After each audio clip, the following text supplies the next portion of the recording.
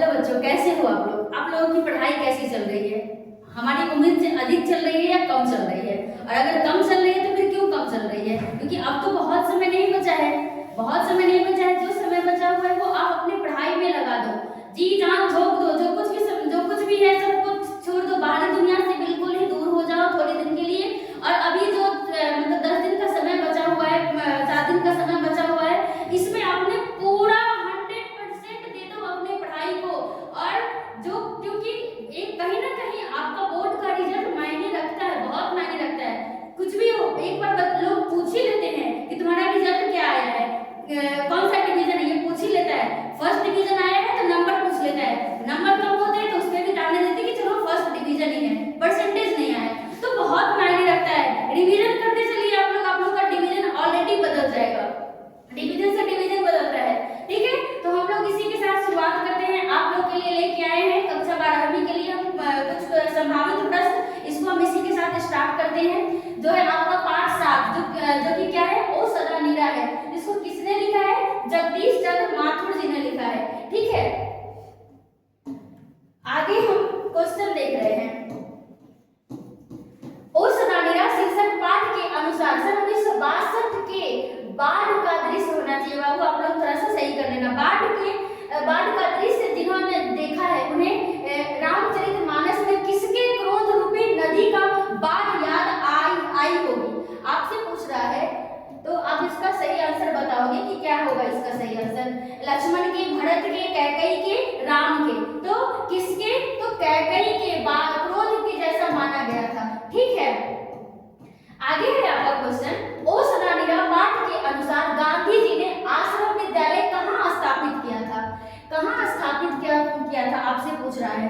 किसके अकॉर्डिंग? तो पाठ के अकॉर्डिंग। ठीक है, तो पाटलिपुत्र नालंदा में, सासाराम भगवा में, वैशाली राजगीर में, बड़हरवा मधुबनी और भित्तिहरवा में किया था। तो कहाँ किया था इन्होंने?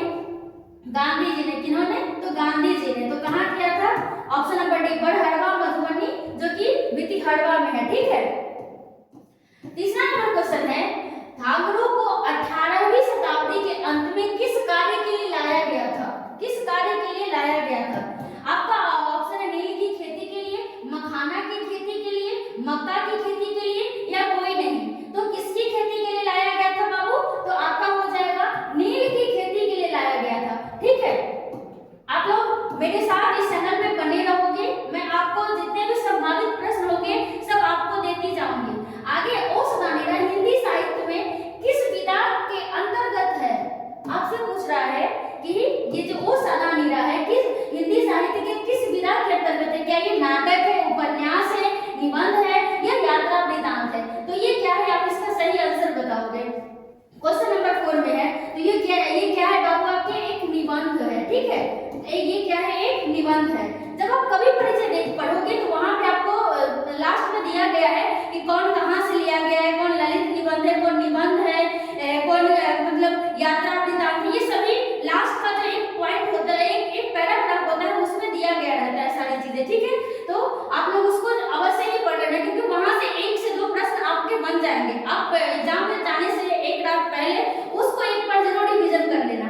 आगे गंडक नदी की चर्चा किस शीर्षक पाठ में है? आपसे पूछ रहा है कि गंडक नदी की चर्चा किस शीर्षक पाठ में है? क्या रोज में है, अर्धनारीश्वर में है, ओ सदा नीरा में है, तिरिच में है? तो आप इसको सही कर लेना। ये होना चाहिए ओ सदा नीरा। क्या? ओ सदा नीरा। ओ सदा नीरा किस में है? गंडक नदी की चर्चा किस में दिया गया है? तो रोज में दिया गया है, अर्धनारीश्वर में दिया गया है, ओ सदा नीरा में दिया गया है, तिरिच में दिया गया है। तो ये किस में दिया गया है बाबू आपका? तो ये ओ सदा नीरा में दिया गया है। ठीक है, ओ सदा नीरा में दिया गया है। क्वेश्चन नंबर 6 है, जगदीश चंद्र माथुर को किस उपाधि से विभूषित किया गया? किस उपाधि से विभूषित किया गया था? क्या विद्यावारिधि, विद्यासागर, विद्यारत्न, विद्याभूषण? किससे किया गया था? आप इसका सही आंसर बताओगे। तो ऑप्शन नंबर ए जो है विद्यावारिधि, उससे इनको क्या किया गया था? विभूषित किया गया था। ठीक है, किनको? जगदीश चंद्र माथुर को। आगे है आपका, माथुर जी को कौन अवार्ड मिला था? आपके एग्जाम में कई बार पूछा हुआ है ये। इनको कौन सा अवार्ड मिला था? Kalidas award, Tulsidas award, Kabirdas award, या सूरदास अवार्ड? कौन सा अवार्ड दिया गया था? तो इनका सही आंसर हो जाएगा आपका कालिदास अवार्ड। ठीक है, आप लोग इसको देखते रहना। माथुर जी के किस एकांकी का मंचन 1936 में हुआ? किस एकांकी का मंचन 1936 में हुआ था? आप बताओगे इसका सही आंसर, तो क्या हो जाएगा इसका सही आंसर? तो हो जाएगा बाबू आपका आपका एक है भोर का तारा होना चाहिए, मेरी बांसुरी रीढ़ की हड्डी है, 10 तस्वीरें हैं, तो क्या होगा? मेरी बांसुरी से हो जाएगा। ठीक है, आगे है आपका 9 नंबर क्वेश्चन। जगदीश चंद्र माथुर को किस सम्मान से सम्मानित किया गया था? इनको किस सम्मान से सम्मानित किया गया था?